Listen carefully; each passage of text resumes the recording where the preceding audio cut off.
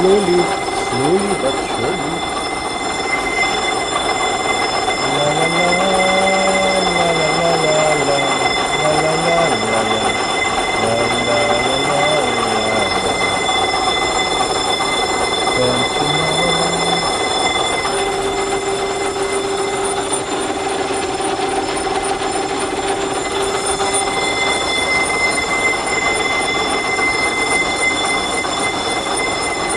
Bagong gawa. Yung isa guys, nangyari ko na ito. Ito yung mga molding na gagawa ko. Yan mga trials yan. Yan mga sample yan ng retrofit. Ito, kaka-repair ko lang nito.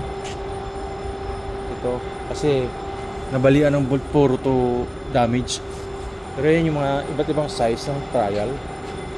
Pati ito, trial din to. Sample sa customer. Ito, uling kong nagawa to. 6 inches ata diameter. Tapos ito nagawa ko kanina. Ito last week ko nagawa. Ito ngayon katapos ko lang ito. Yung 1 inch yung radius. Yan.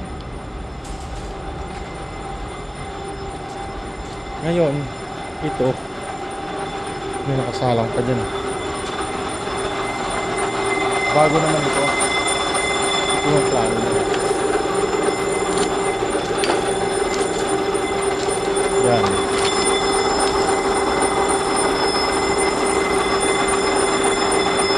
3,610 yung isa. Ito 3,200. Ito yun. May 5 degrees sa dito na 3,800 yung height. Lapad ng ng lift bago ka mag 5 degree. Ito i-resurface ko muna konti kasi 5.8 na steel plate ito. So ito, since 1 inch yung 1 inch yung radius, dapat yung matitira ko rito is plus 1 inch ako for 200 kasi 1 half sa kabilang side, 1 half din sa kabilang side, saka bago ako mag-radius na ito. Kasi ito 4 inches ito eh. Kaya nagtabas ako dito para may compensate niya yung sobra na 200. Ngayon tataas pa to ng ng 100,000 both sides. So a total of 200,000. Kung pera lang sana yan,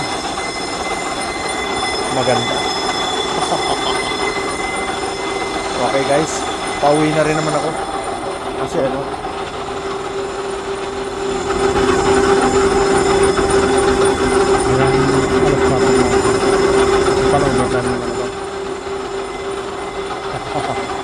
thank you for watching, bye bye.